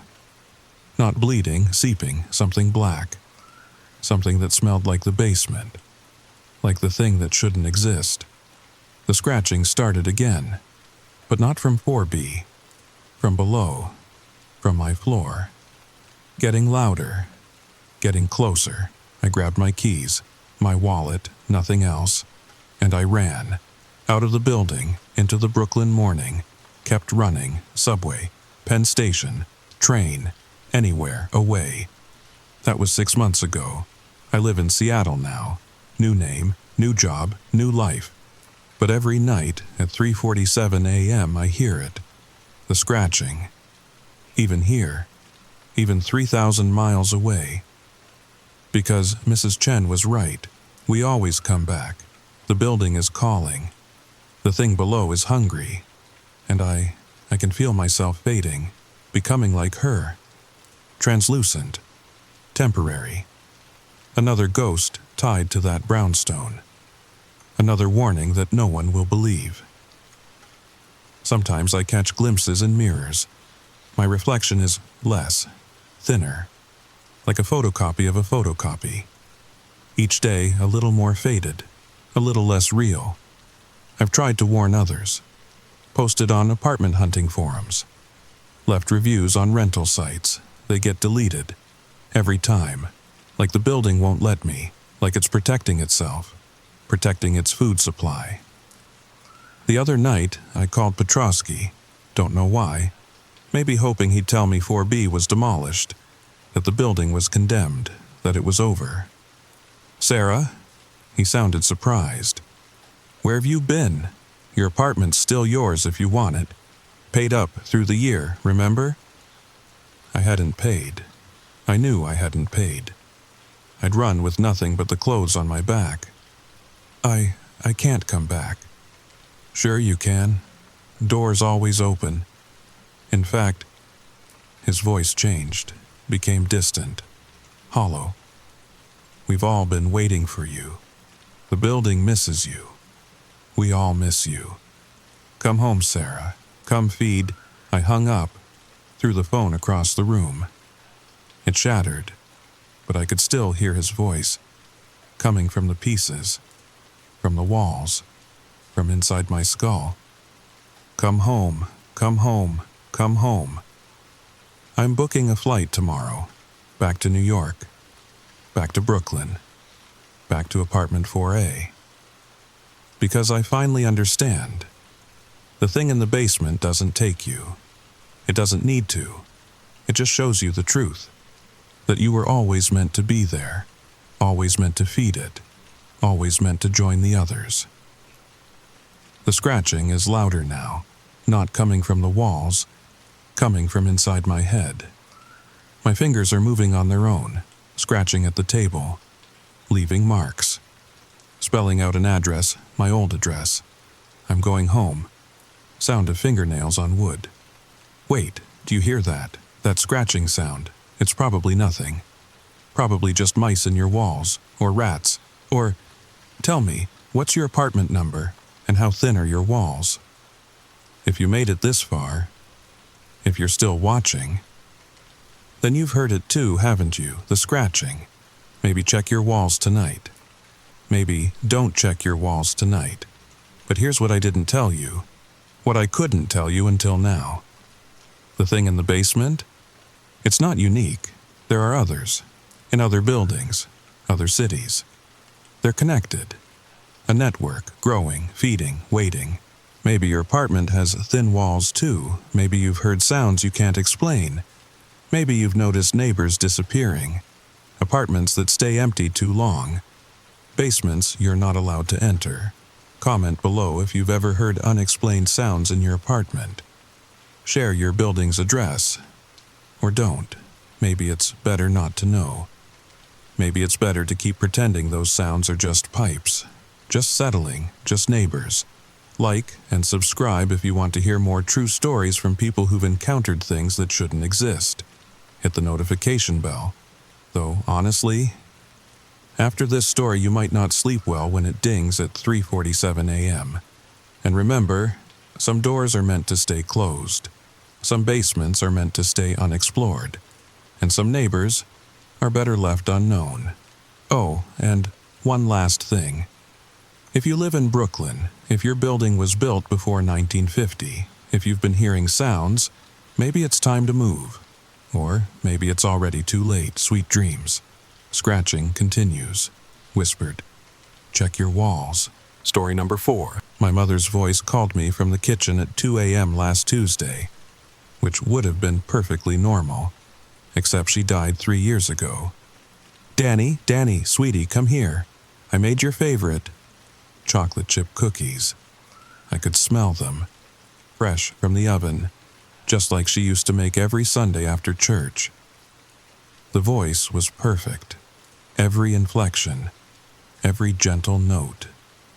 Even that little rasp she got after years of teaching kindergarten. But my mother was buried in Riverside Cemetery.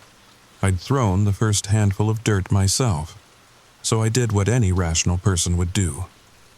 I grabbed my phone, started recording, and I followed the voice. The story begins now. Part 1. The voice that knew too much. I live alone in Pine Ridge, Colorado. Population 8,432. The kind of place where everyone knows everyone, and nothing interesting ever happens. Or so I thought. The house is nothing special.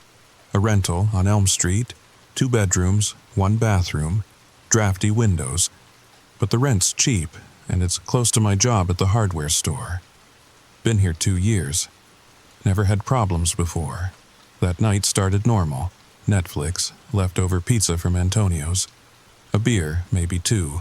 Fell asleep on the couch around 11.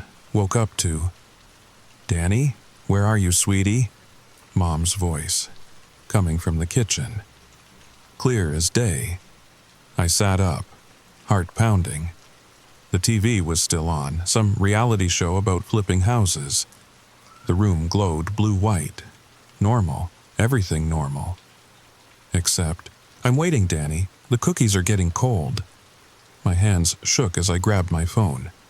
Started recording evidence. Proof I wasn't losing my mind. The timestamp showed 2:03 a.m. I stood up, slow, careful, like the floor might collapse. Every step toward the kitchen felt wrong.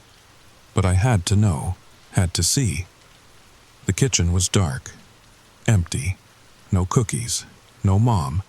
Just the hum of the refrigerator and the drip. Drip, drip of the faucet I kept meaning to fix. Danny? Behind me now, in the living room, where I'd just been. I spun around. Nothing. Just my indent on the couch, the pizza box, the beer bottle. Stop it, my voice cracked. This isn't funny. Silence. Then, laughter. Mom's laughter. The way she'd laugh at my jokes. Even the bad ones, especially the bad ones. Oh, Danny, you always were such a serious boy. Come here. Let me see you. The voice moved, through the walls, around me, like she was everywhere and nowhere. I pressed record again, made sure the red light was on. You're not real. I said it loud, firm, like saying it would make it true. My mother is dead. The laughter stopped. For a moment, blessed silence. Just my breathing. The TV, the refrigerator, normal sounds, safe sounds. Then, I know things only she would know, Danny. My blood went cold. The voice was different now. Still Mom. But underneath, something else. Like 2 voices. One familiar, one not. Remember when you were 7? You broke Mrs. Peterson's garden gnome. You buried the pieces behind the shed. You never told anyone. But I knew. Mothers always know. I dropped the phone. Nobody knew about that. Nobody. I'd never told anyone, not even Mom. But somehow she'd known. She'd mentioned it once, just once, the day before she died. Said she was proud I'd learned to be honest, even when it was hard. The phone kept recording from the floor. The screen cracked but still working. Still capturing whatever this was. Remember your first kiss? Jenny Martinez, behind the gymnasium. You were 13. Your braces got caught on hers. You were so embarrassed. But I told you it would be a funny story someday. Stop, stop, stop. This wasn't possible. These were private memories, sacred memories. Things only Mom and I had shared. What are you? I whispered. The voice circled me. Closer. Closer. I could feel breath on my neck. Warm. Too warm. Smelling like chocolate chip cookies. And something else. Something wrong. Like meat left in the sun. I'm hungry, Danny. So very hungry. And you smell just like she remembered. I ran. Grabbed my phone. My keys. Barefoot. Out the door. Into my truck. Tires squealing. Didn't look back. Couldn't look back. I drove to the only place open at 2 a.m. The 24-hour Walmart on Highway 9. Parked under the brightest light I could find. Sat there, shaking. Trying to make sense of what had happened. The recording. I still had the recording. I played it back. My voice was there, shaky. Scared, but clear. But the other voice, static, just static. And underneath the static, if I listened close, something else.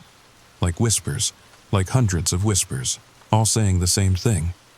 Feed, feed, feed. Part 2. The pattern emerges. I didn't go home that night. Slept in my truck. Woke up with a crick in my neck and the Walmart security guard tapping on my window. You okay, buddy? Ted Morrison.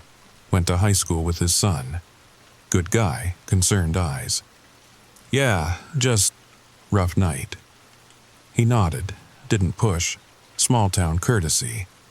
But I saw the look, the another one look, like he'd seen this before. Hey, Ted, I called as he walked away.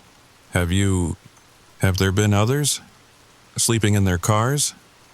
He stopped, turned. Something in his expression changed. Few folks, last couple weeks, strange complaints, hearing things, you know.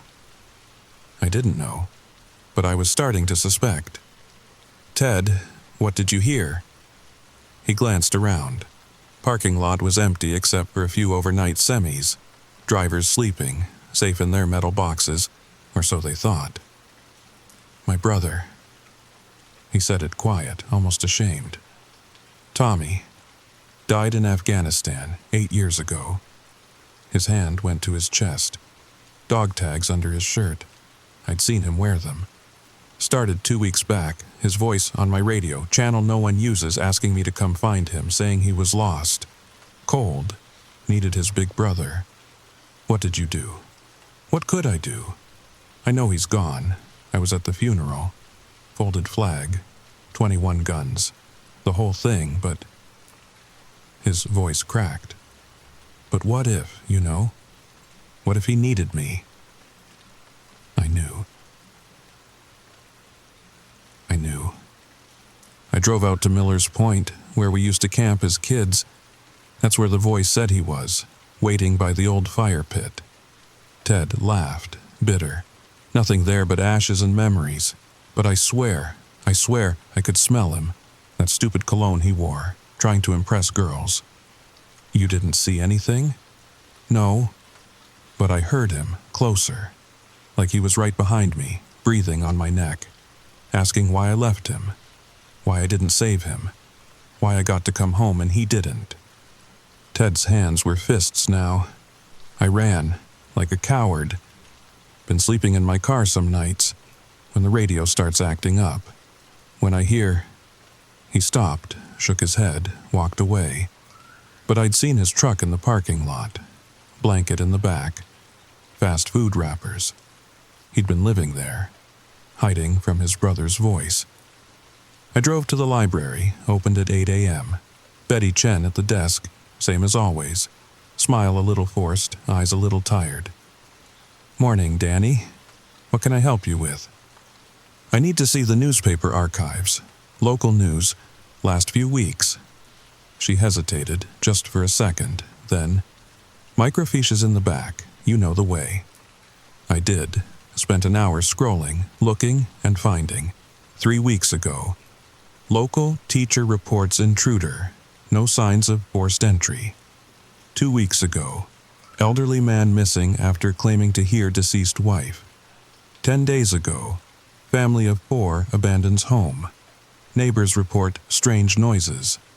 5 days ago. Search continues for missing hiker. Friends say he heard sister calling. A pattern, all the same. People hearing voices, familiar voices, dead voices. Some ran, some didn't. The missing hiker, Jake Robertson. I knew him, bought camping gear from the store last month. Said he was excited about a solo trip to clear his head after his sister's accident. His sister, car crash, 6 months ago. I kept reading. The family of 4, the Johnsons. Their son had drowned at the lake last summer.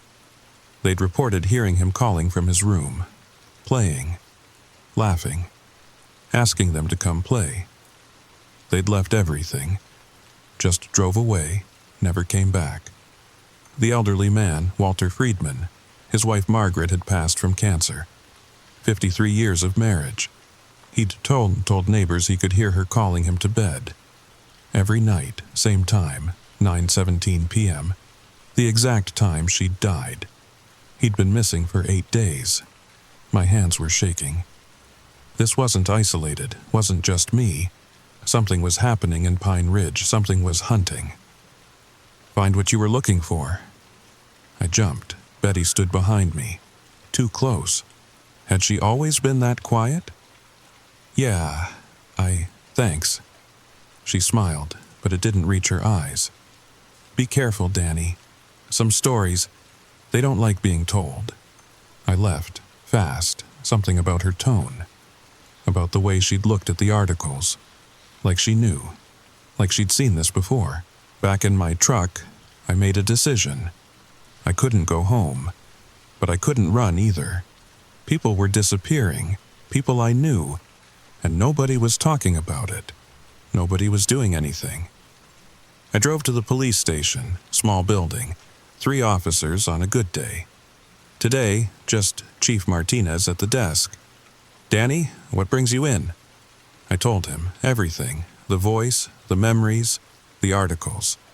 He listened, nodded, took notes, professional, but I saw it, the look, the same one Ted had given me. "You're not the first." He said it quiet, like he didn't want to. Been getting reports for weeks, voices, always voices of the dead, always someone close, someone loved. And, he shrugged, helpless. "What do I do? Tell people their dead relatives are haunting them? Send officers to arrest a voice? I've got 3 missing persons and no leads, no evidence, just stories. The recordings, static, always static. We've checked. Whatever people are hearing, it doesn't record."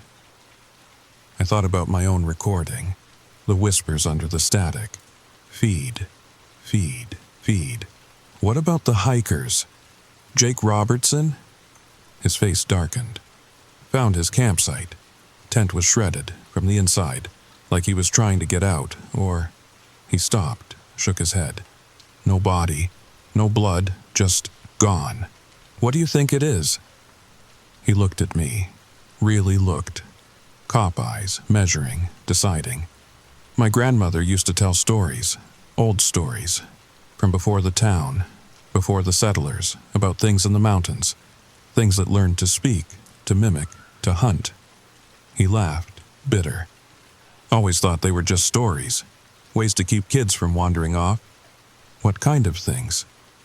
He leaned back, stared at the ceiling. like the water stains might hold answers. She called them the echo eaters, said they were here when the world was young, when language was new. They learned by listening, first animal calls, then human words, then... He gestured helplessly. Then they learned that humans would follow voices, especially voices of the lost, the loved, the mourned. Echo eaters? Because they don't just mimic, they consume.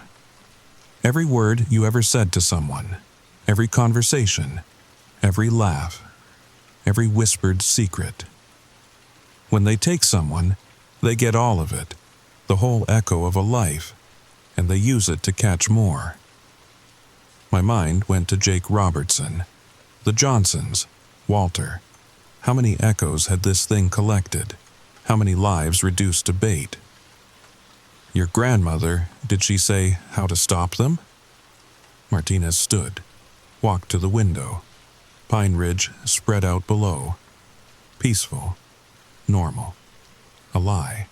She said you can't, said they're like storms. You just board up your windows and wait for them to pass. Eventually, they get full. Slow. Move on to new hunting grounds. He turned back to me.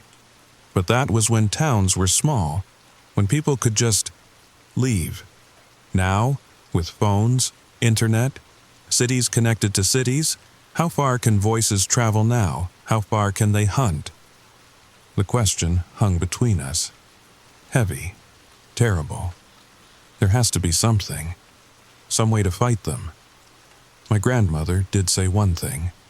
About the old places. The sacred places. Said the echo eaters couldn't enter. Something about consecrated ground, but he shrugged. Churches haven't stopped the disappearances. Neither has the synagogue or the mosque. Whatever protection the old places had, we've forgotten it. But he was done talking.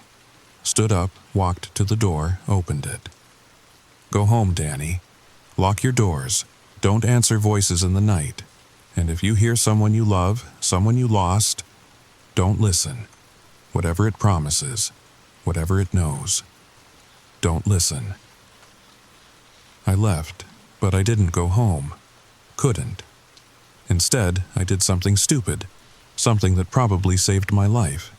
I went to see Walter Friedman's house. Part 3.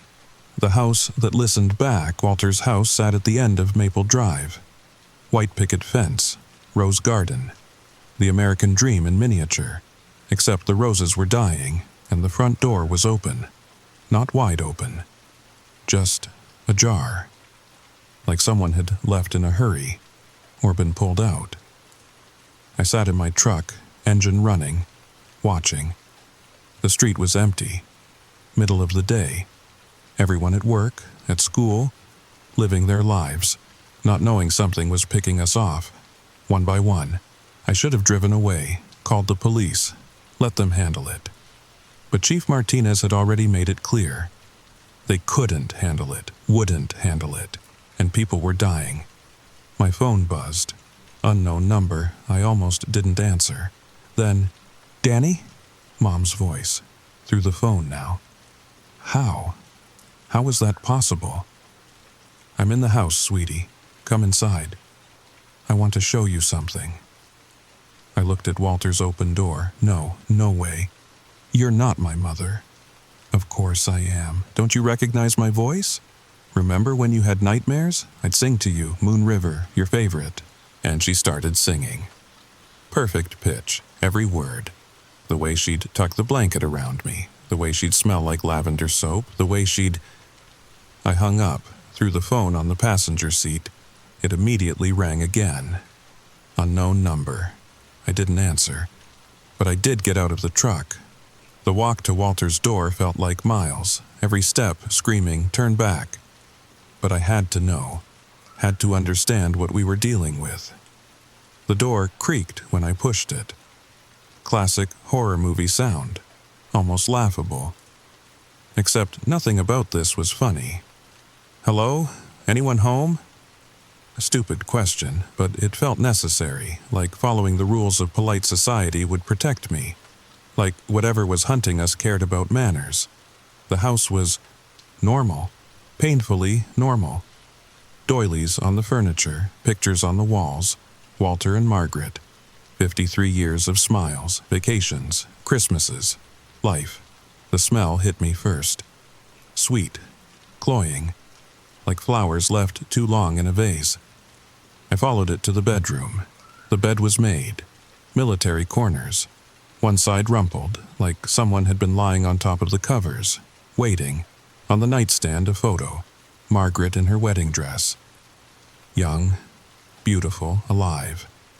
And beside it, scratches, deep gouges in the wood, forming words. She called me home. My phone rang again. Still in the truck, but I could hear it. Clear as day, like it was in my pocket, like it was, "Danny?" Behind me, in the doorway, Mom's voice.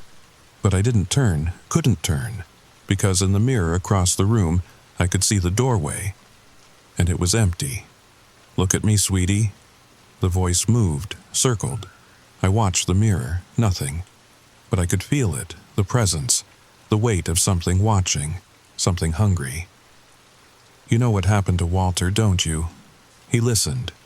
He came when she called, such a good husband, right to the end.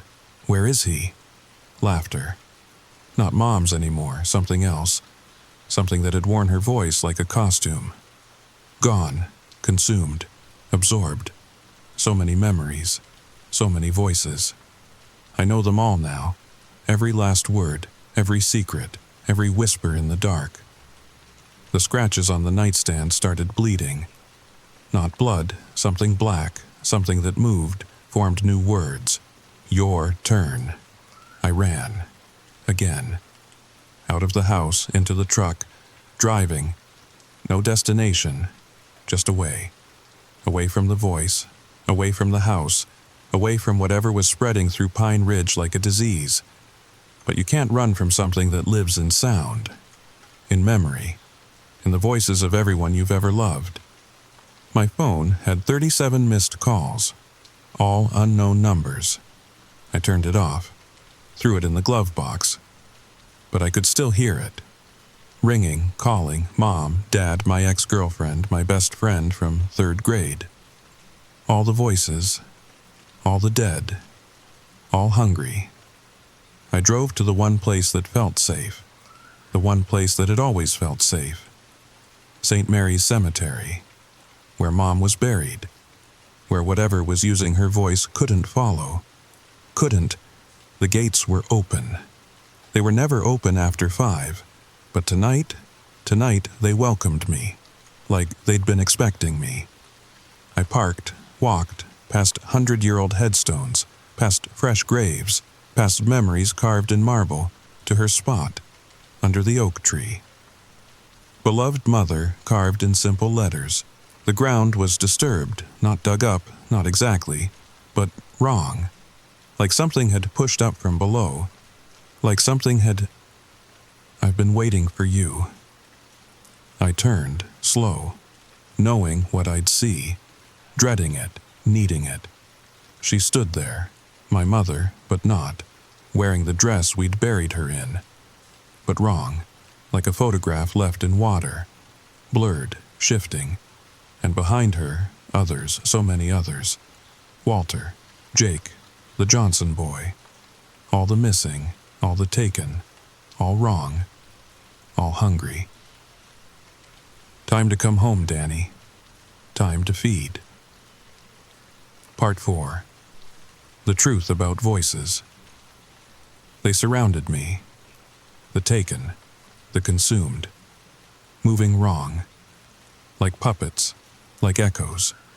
Their mouths opened and closed, but the voices came from everywhere, from the ground, the trees, the air itself. Join us, Danny. It doesn't hurt. We're happy here. So happy, so hungry. I backed against Mom's headstone, the marble cold against my spine. Real, solid, unlike the things closing in. What are you? I asked, had to know, even if it was the last thing I learned. The thing wearing Mom's face tilted its head. smiled, her smile, but too wide, too many teeth. We are the spaces between words, the pause between heartbeats, the silence after the last goodbye. We were here before your kind learned to speak, and we will be here after you've forgotten how. That's not an answer, isn't it? The voice shifted, became Jake's. We're adaptation, bro. Evolution. Your kind made so much noise, so many words, so many connections. We learned, grew, fed. Another shift. Walter's voice now. You bind yourselves with words, with memories, with love, such strong chains, such easy paths for us to follow. You're parasites. Mom's voice again, disappointed. Parasites? No, sweetie. We're predators. And you're prey, calling to each other across the dark, never realizing something else is listening, learning, waiting. The circle tightened. I could smell them now, all of them. Not rot, not death. Absence, like the smell of an empty house, like the taste of forgotten words. But why the voices? Why the dead? They laughed, all of them, a symphony of stolen sounds. Because the dead are the doors you can't close, the wounds that won't heal. When we speak with their voices, you don't run. You come closer, you listen, you hope. The thing gestured at the disturbed ground. Even now, even knowing, part of you hopes she's really here, that death was the lie, that love is stronger. It was right, God help me, it was right, even seeing the wrongness, the impossible angles, the too many teeth. Part of me wanted to believe, wanted my mom back, wanted the voice to be real. That's how we feed, not on flesh, on connection, on the moment when hope becomes horror, when love becomes loss, again and again and again. The others pressed closer, their hands, not hands, reached out, cold, empty, hungry. Wait, I said, desperate. If you feed on connection, on memory, what happens when you've taken everyone? When there's no one left to remember? They paused, all of them, like a record skip, like a glitch. We move on, Mom's voice said, but uncertain now. We've done it before, cities, towns, tribes, we take, we feed, we move. But you don't. I pushed off from the headstone. You can't. You're stuck here in Pine Ridge, using the same voices, the same tricks. Why? The smile faltered, the too many teeth hidden. You talk too much, Danny. Always did. Always asking questions. Always, you're trapped. I said it loud. Sure. Something's keeping you here. Something's... The cemetery. Old land. Sacred land. Before the town, before the settlers. The chief's grandmother's stories. Things in the mountains. Things that learned to speak. The graves. I laughed. Actually laughed. You're bound to the graves, to the bones, to the memory of the dead. You can mimic them, use them, but you can't leave them. The things hissed, all of them, a sound like static, like whispers, like the recording on my phone. Clever boy. Not Mom's voice anymore, something older, hungrier. But cleverness won't save you. You're here, in our place, where the dead outnumber the living, where every stone is a door, every memory a path. They rushed me, all at once. A wave of empty hands and stolen faces. I did the only thing I could think of, the only thing that made sense in a world gone mad. I spoke, not to them, to her, to my real mother, wherever she was. I love you, Mom. I miss you every day. But I know you're gone. I know you're at peace, and I know... My voice broke. I know you'd want me to live, to remember you, not this thing, not this lie. The wave hit me, cold, empty, tearing, but less, weaker, like shadows at sunrise, like echoes fading. No! The thing wearing her face grabbed me, shook me. You can't! The connection! The memory. It's ours. Ours. No, I pulled free. Stronger now. Memories aren't chains. They're gifts. And gifts can't be stolen, only given. The things were fading. All of them. Becoming transparent. Whispers becoming silence. The cemetery becoming just a cemetery. The dead becoming just the dead. This isn't over. The voice came from everywhere, nowhere. Others will come. Others will listen. Others will feed us. Maybe, I said. But not tonight, and not me. They were gone. Just me and the headstones and the October night. I sat down, hard, shaking, alive. My phone, still in the truck. I needed to call Chief Martinez, warn him, warn everyone. The things were bound to the cemetery, to the places of the dead. But they could reach out, use phones, use voices, use love. But first, I sat with Mom. The real Mom, the memory of her, the love that couldn't be stolen or corrupted. I talked to her, told her about my job, my life, my fears, normal things, human things, the things that made us more than just prey. When I finally stood to leave, I heard it. Faint. From the older section of the cemetery where the stones were worn and the names forgotten. Scratching, and whispers, and waiting, always waiting. I made it back to my truck, back to town, told my story. Some believed, some didn't, but the disappearances stopped. For now. That was 6 months ago. I thought it was over. Thought we'd won. But last week, I got a call from Chief Martinez. His voice was tired, defeated. It's starting again, Danny. But different this time. Different how? They're not using voices of the dead anymore. They're using voices of the living. People are getting calls from themselves, from their future selves, warning about accidents, disasters, deaths that haven't happened yet. My blood went cold. And people are listening? Wouldn't you? If you got a call from yourself saying don't take Highway 9 tomorrow, you'll die in a crash. Wouldn't you listen? Jesus. 3 people have disappeared. They went to prevent their own deaths, went to the places their future selves told them to go to be safe, and they never came back. No, but their voices did. Now they're calling others, spreading like a virus. He paused. Danny, I got a call yesterday. My own voice, older, tired, telling me about the cancer, telling me there's a cure, a place in the mountains where the echo eaters can take it away, trade it for something else. You can't be considering. I've got 6 months, maybe less. Doctors have tried everything. His laugh was hollow. What's worse, Danny?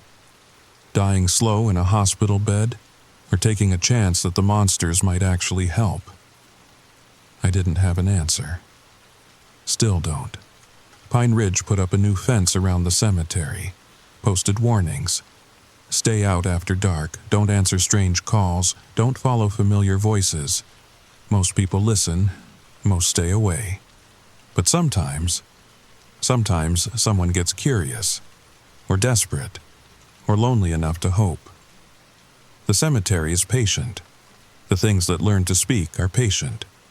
They have all the time in the world, and all the voices of the dead. But here's what I learned, what I need you to understand. They're not unique to Pine Ridge. These things, these mimics, these hunters, they're wherever the dead are remembered, wherever love leaves doors open, wherever grief makes us vulnerable. Maybe your town has strange disappearances. Maybe you've heard voices you shouldn't. Maybe you've noticed people acting wrong, speaking wrong, being wrong. Or maybe you haven't. Yet. But now you know. Now you're warned. When you hear someone you love, someone you lost, someone impossible, don't listen, don't hope, don't follow. Because it's not them. It's never them. It's something hungry, something patient, something that learned the most terrible truth of all. We're only human. and humans always come when called by love. So, tell me, have you checked your phone lately? Any missed calls from numbers you don't recognize? Any voicemails you're afraid to play? Maybe leave a comment below. Share your own strange experiences, your own close calls. But be careful. Be very careful, because they're always listening, always learning, always hungry. And sometimes they follow you home through the screen. Here's the thing I didn't tell you, the thing I couldn't tell you until now.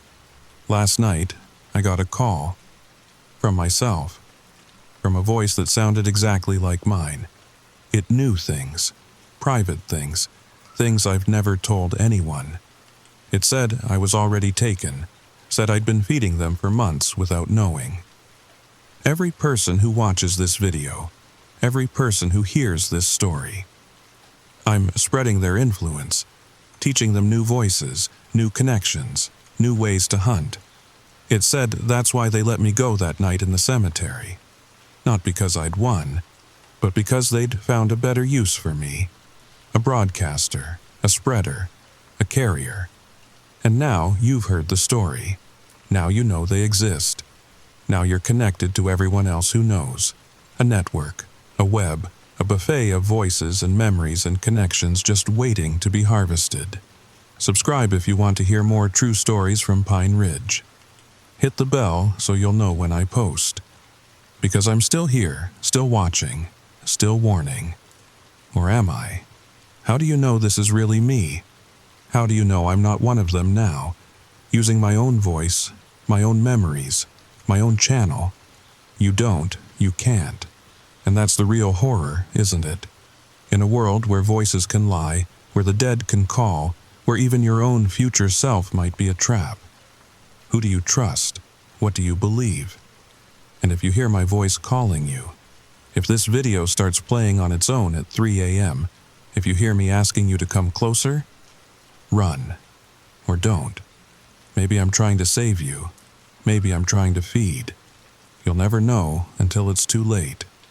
Sweet dreams.